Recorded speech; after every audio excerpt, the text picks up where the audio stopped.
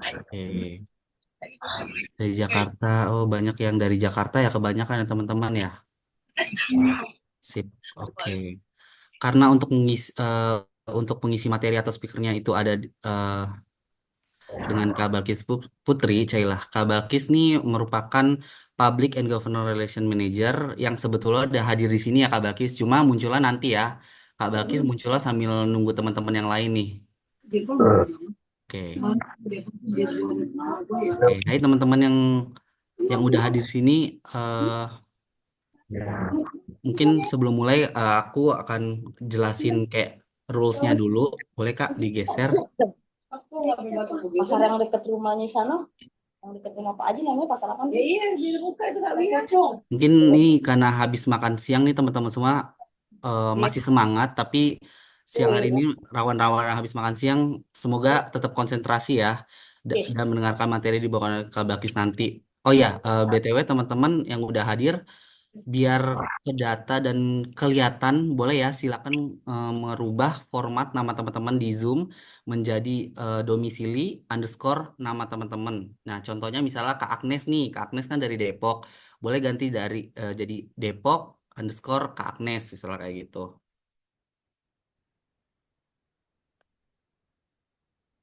Oke, terima kasih yang udah ganti.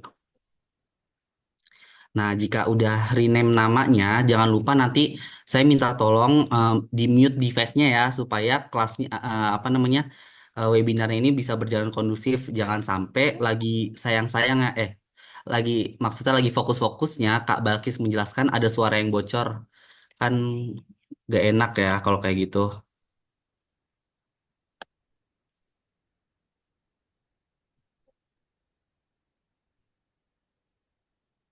Tuh. Terus selain itu misalnya selesai Kak Balkis menerangkan dan teman-teman masih belum paham tentang materinya, boleh banget untuk mengajukan pertanyaan sesi Q&A dengan resen terlebih dahulu ya. Dan buat pertanyaan terbaik akan ada hadiah saldo OVO untuk dua orang dan masing-masing mendapatkan 50 K.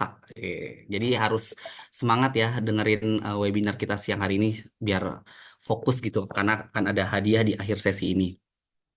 Dan untuk webinar hari ini, mohon untuk teman-teman yang udah hadir juga boleh isi link absensi. Nanti rekan saya akan bantu ngisi kirim di kolom chat untuk absensinya. Terus feel free banget buat teman-teman yang udah gabung di webinar hari ini untuk membagikan keseruan di sosial media dan jangan sampai lupa untuk di tag IG-nya Samir itu ada di Samir underscore fintech gitu. Oke.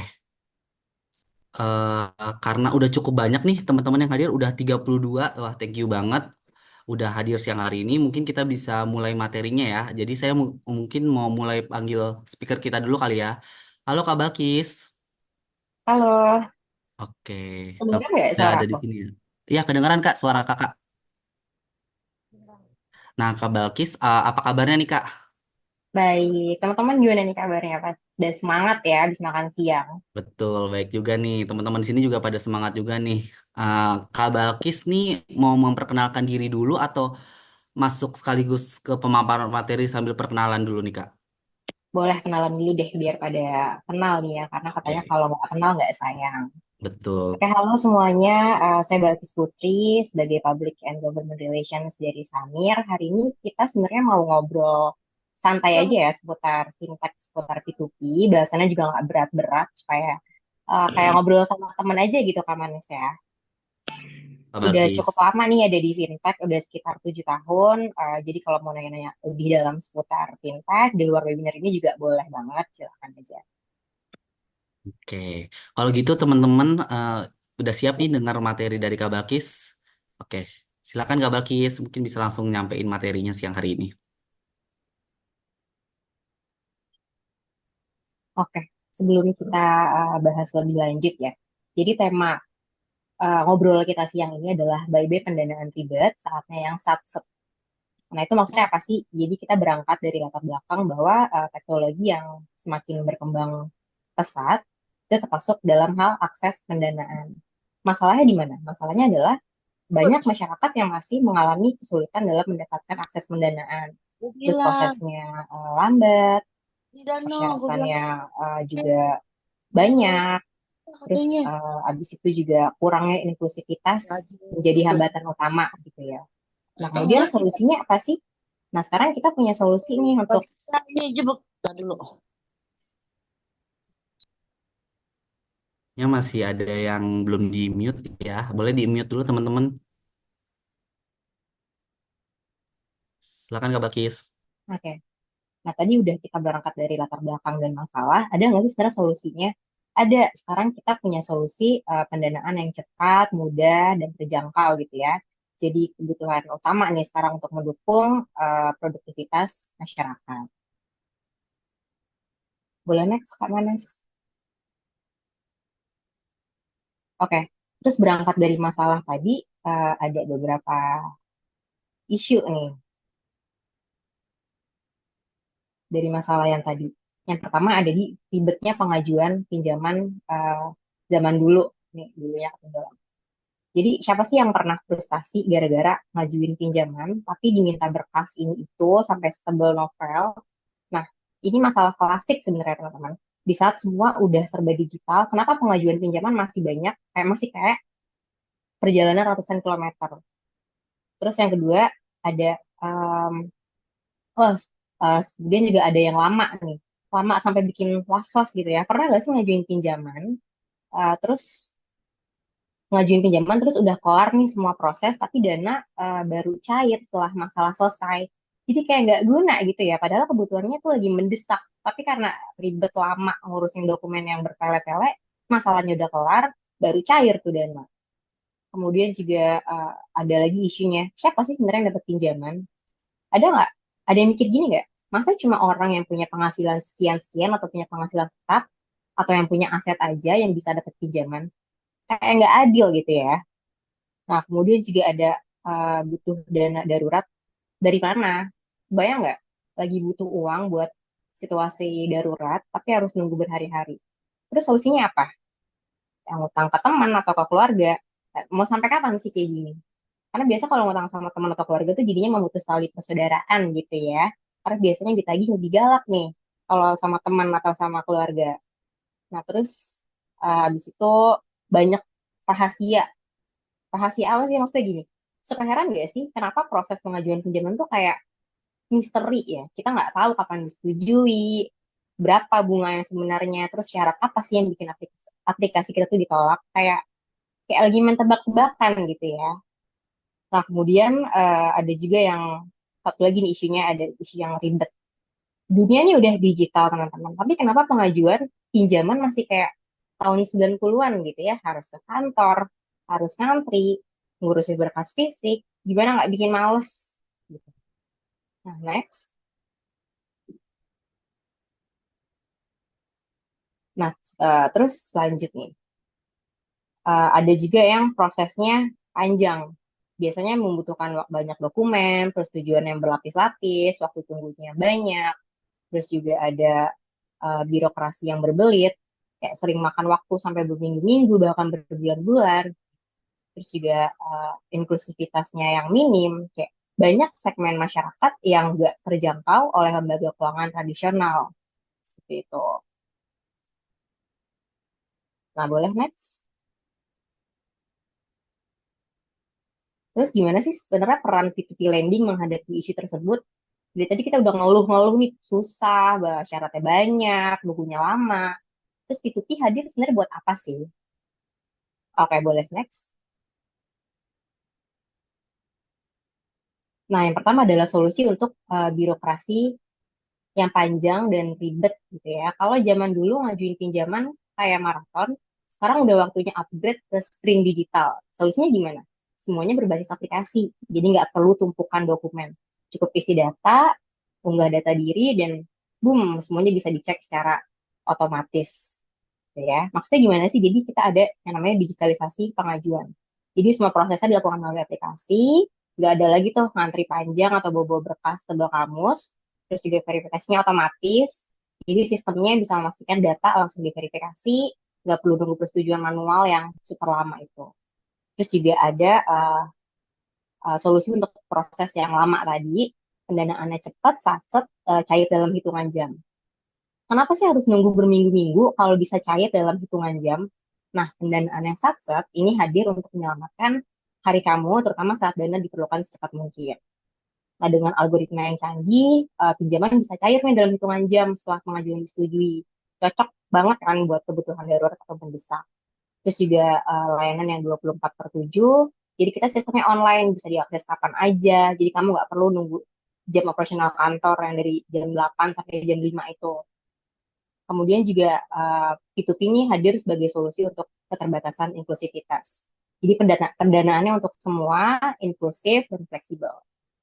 Kalau dulu yang bisa pinjam cuma yang gajinya gede atau yang punya properti. Nah sekarang siapapun bisa, mulai dari UMKM, pekerja lepas atau freelancer sampai ke pelajar. Nah pendanaannya jadi lebih inklusif nih dan fleksibel.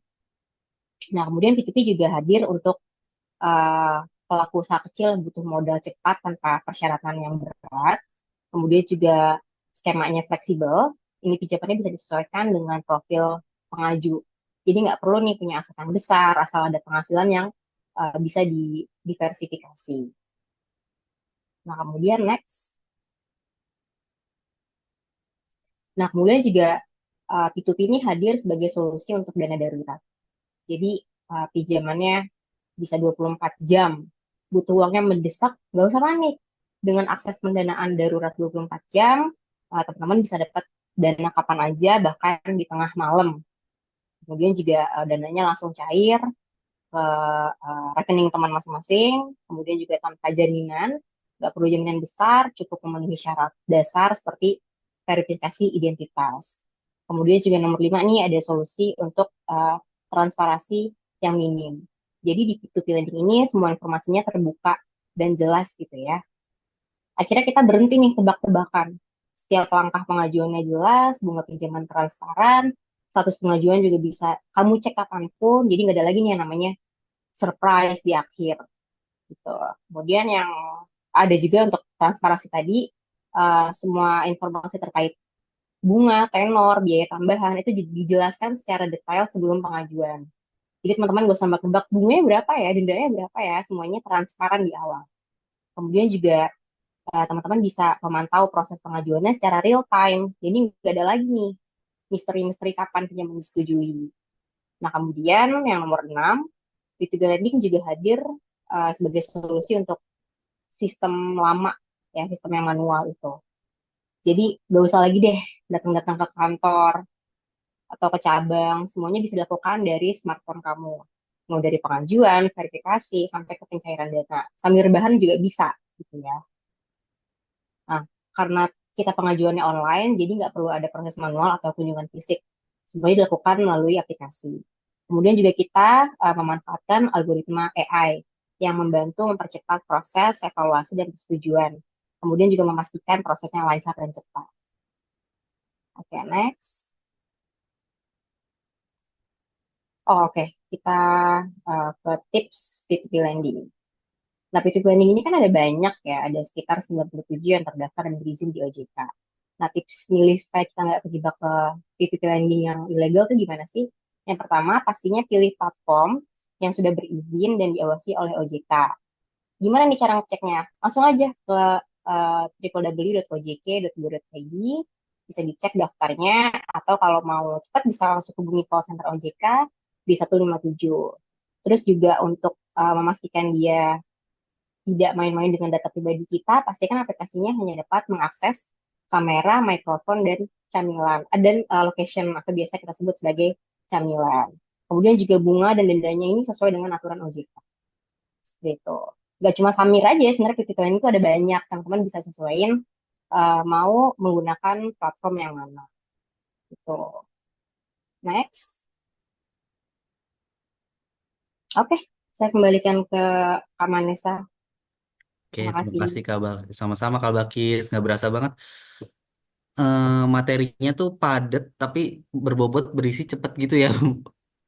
Oke. Jadi sebenarnya tuh fintech peer-to-peer lending itu kalau dimanfaatkan dengan baik akan sangat membantu banget ya, terutama kalau ketika kita lagi butuh pendanaan ya Kak Bakis ya. Oh, Karena prosesnya tuh benar-benar secepat itu dan bisa dilakuin bahkan di rumah ataupun dimanapun ya. Betul. Nah, kelihatannya udah pada nggak sabar nih kayaknya nih buat teman-teman nanya ke Kak Balkis. Kalau menurut teman-teman sendiri gimana setelah mendengar penjelasan mengenai fintech peer-to-peer lending ini?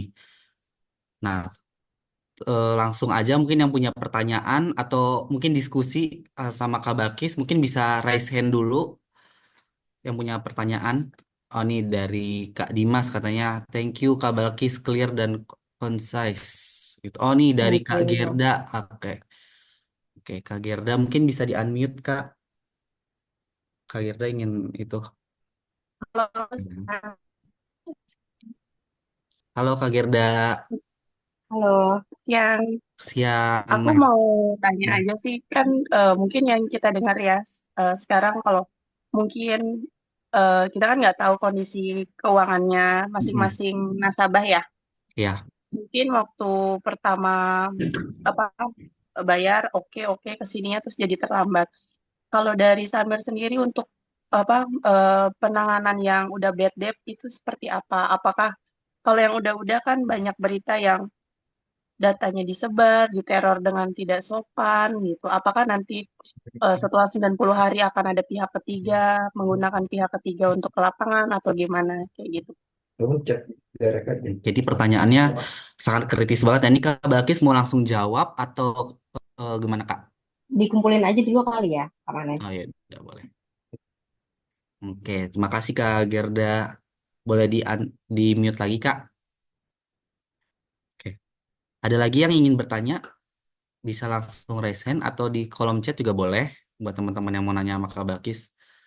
Mumpung supaya isu-isu yang didengar kan fintech peer-to-peer lending ini agak serem atau negatif atau apa gitu kan. Nah, kita lurusin nih di sini kalau ternyata nggak begitu loh gitu. Jadi kayak kita bisa meluruskan di sini diskusi bareng-bareng. Monggo yang mau nanya lagi boleh. Aku boleh nanya Kak? Oh boleh nih dengan Kak siapa nih Kak Bams ya? Iya betul. Ya, silakan Kak Bams. Dari yang dilihat sekarang, pinjaman online tuh biasanya kan menurut aku tuh kurang transparan gitu loh Kak. Hmm. Apakah pembeda Samir dari peminjam-peminjaman online yang lain Kak? Oke, yang membedakan Samir dengan pinjaman online yang lain ya. Oke Kak Bams. Mau satu lagi atau gimana Kak Balkis? Apa dua dulu? Satu lagi boleh. Boleh satu lagi. Ada yang lagi yang mau tanya nih teman-teman. Gak usah malu-malu, tenang. Kak Balkisnya baik dan gak gigit. Ah, ini dari Kak Ahmad ya. Ahmad Bayan. Silakan Kak Ahmad yang mau tanya langsung open mic. Kalau Kak, aku mau nanya, Oke. kalau ini kan tanpa jaminan ya untuk pinjaman P2P, peer-to-peer Hmm. lending, Hmm. dan untuk penentuan limit yang diberikan ke nasabah itu gimana ya? Apa dari data yang ada di Bank Indonesia atau gimana?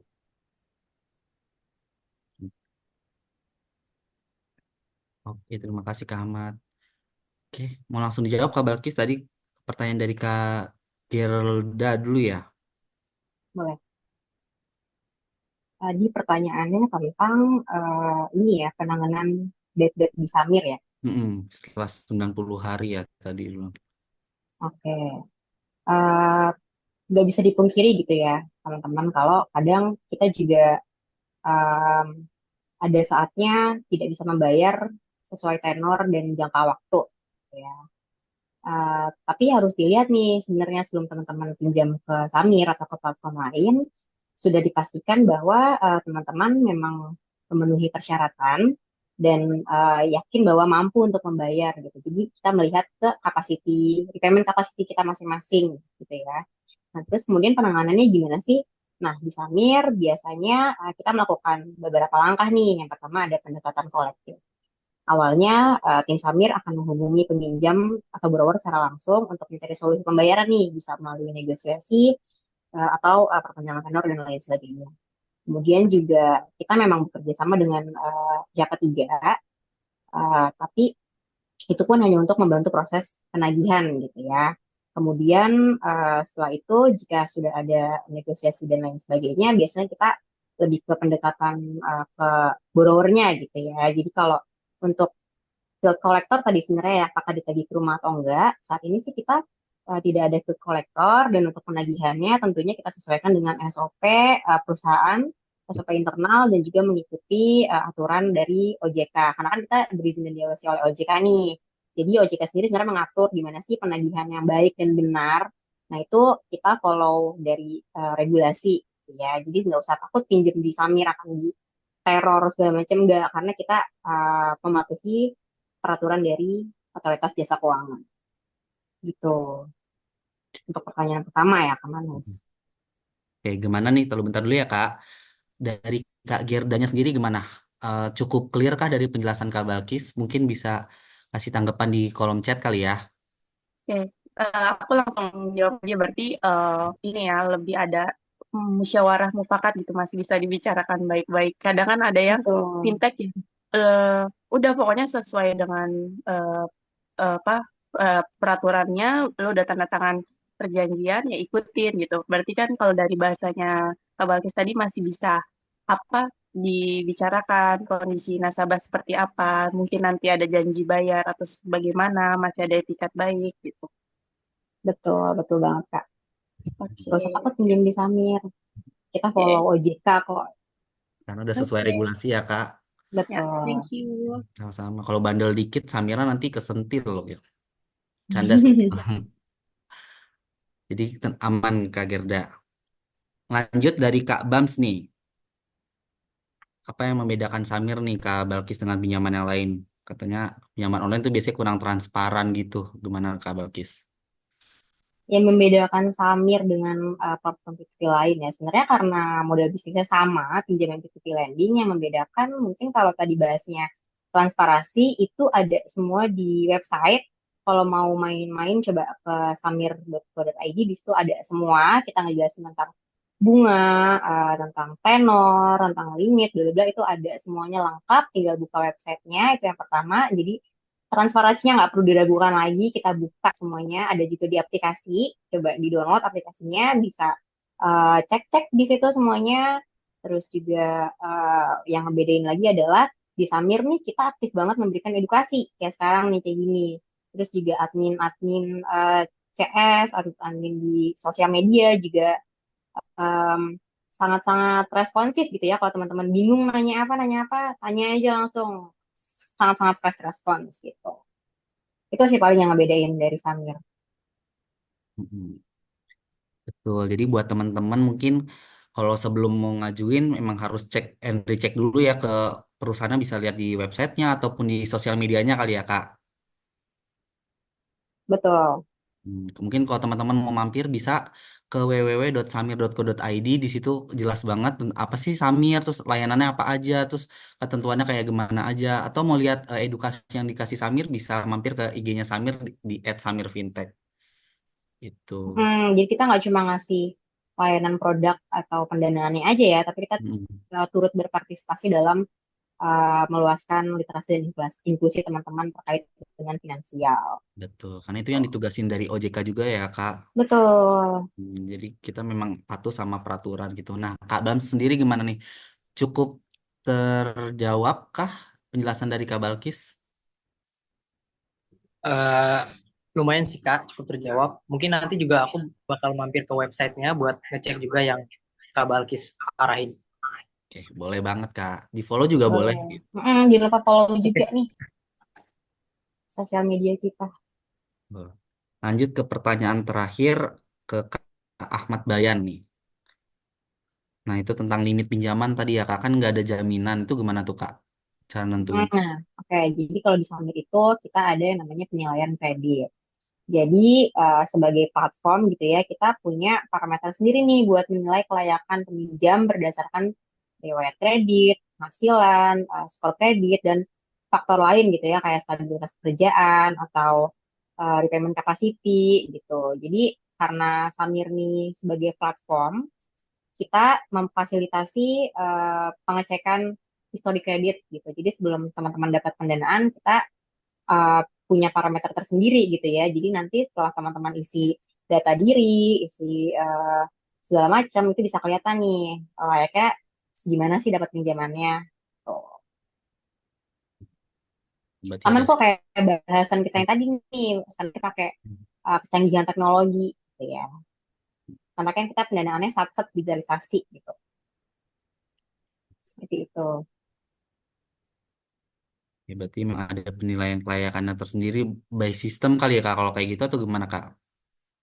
Iya, by system dan ada parameter sendiri, Kak Manesa. Jadi berdasarkan riwayat kredit, penghasilan, skor kredit, dan faktor lain gitu ya. Jadi Oke. masing-masing platform punya parameternya sendiri untuk memberikan penilaian kredit. Oke. Kemana Kak Bayan kira-kira sudah terjawabkah jawabannya dari Kak Balkis? Iya, udah cukup terjawab sih Kak pertanyaan. Oke. Nah ini penting banget buat teman-teman juga harus jaga riwayat kredit ya, mau pakai platform apapun karena ternyata jadi parameter penilaian ya, gitu. Kira-kira dari sini teman-teman ada yang mau bertanya lagi sebelum sesi Q&A-nya ditutup? Oh, boleh-boleh nih dari Kak Rizky. Ada pertanyaan lagi nih Kak Balkis dari Kak Rizky Pian Andika.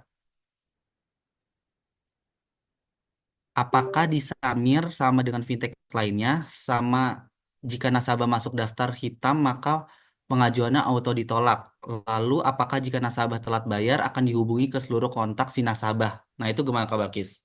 Nah, oke, jadi yang pertama tadi kalau udah masuk daftar hitam ya, jadi kan memang kalau di masing-masing platform ini kita punya parameter sendiri nih, nyambung sama question yang tadi, kita punya parameter sendiri. Sebenarnya score kreditnya bagus atau enggak. Nah, untuk auto ditolaknya atau enggak, itu balik lagi ke faktor lain sebenarnya dari verifikasi dan penilaian kredit di Samir. Nah, terus yang pertanyaan kedua, apakah jika nasabah telat bayar akan dihubungi ke seluruh kontak si nasabah? Jelas enggak, karena OJK melarang kita untuk menghubungi seluruh kontak ya, itu nggak boleh banget, itu sih pinjol ilegal namanya. Jadi kalau tadi nyimak di materi itu kan udah dijelasin ya kalau fintech yang berizin dan diawasi oleh OJK cuma bisa mengakses tiga fitur, itu kamera, microphone, dan location. Nggak ada nih ceritanya fintech yang diawasi OJK bisa akses ke phonebook atau data kontak gitu ya. Uh, Kurang lebih kayak gitu sih. Oke, mungkin udah terjawab ya Kak Rian ya, atau panggil Kak Rian kali ya. Buat teman-teman juga harus jadi edukasi juga. Yang penting tuh ingatnya camilan ya singkatannya Kak Balkis. Betul, Camilla. Nah, jadi fintech yang resmi itu hanya boleh mengakses kamera, mikrofon, sama location aja ya. Gitu. Oke, mungkin se- udah selesai kali ya sesi Q&A kali ini dan terima kasih banyak nih Kak Balkis untuk penjelasannya dan diskusinya bareng teman-teman. Mungkin sebelum kita mengakhiri sesi, mungkin yang bisa on cam dulu kita dokumentasi dulu kali ya buat kenang-kenangan nanti yang udah masuk ke apa namanya community di WhatsApp nanti eh, link apa foto dokumentasinya akan saya kirim ke situ juga. Kayak yang bisa nyalain kamera boleh kita dokumentasi dulu. Kak Nur, siap Kak Nur. Oke, Kak Nur nih yang ngedampingin saya jadi operatornya nih. Oh ada Kak, pertanyaan dari Kak Yulianis. Mungkin pertanyaannya boleh banget nanti langsung DM ke sosial media kita kali ya di @samirfintech. Kalau ada pertanyaan apapun teman-teman boleh banget nanya ke sosial media Samir gitu. Oke, udah siap Kak Nur? Oke, siap. Oke, siap. Oke, senyum yang terbaik dan yang manis ya. Mau aku yang ngababain atau gimana Kak Nur? Oh, dari aku yang ngababain ya. Siap. Tiga, dua. Oke. Ada satu slide doang atau dua kan Nur? Oh, satu slide. Sekali lagi ya boleh. Oke. Sekali lagi ya.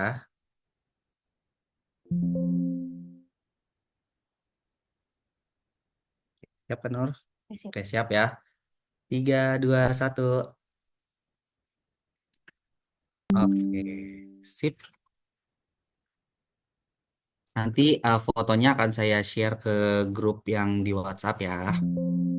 Nah, terima kasih banyak teman-teman semua sekali lagi karena udah semangat banget nih untuk ikutan webinar Samir.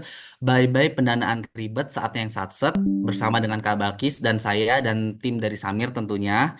Eh, saya semoga webinar kali ini bisa ngebantu teman-teman semua untuk yang tadinya nggak tahu nih apa sih fintech peer-to-peer lending, taunya yang cuma pinjol-pinjol doang, negatifnya doang. Semoga jadi lebih tercerahkan dan lebih ke edukasi, jadi kayak oh nggak senegatif itu ya, ternyata bisa sangat ngebantu gitu. Oke, sampai bertemu lagi di webinar Samir berikutnya. Selamat siang, sampai jumpa lagi. Boleh teman-teman udah boleh leave roomnya.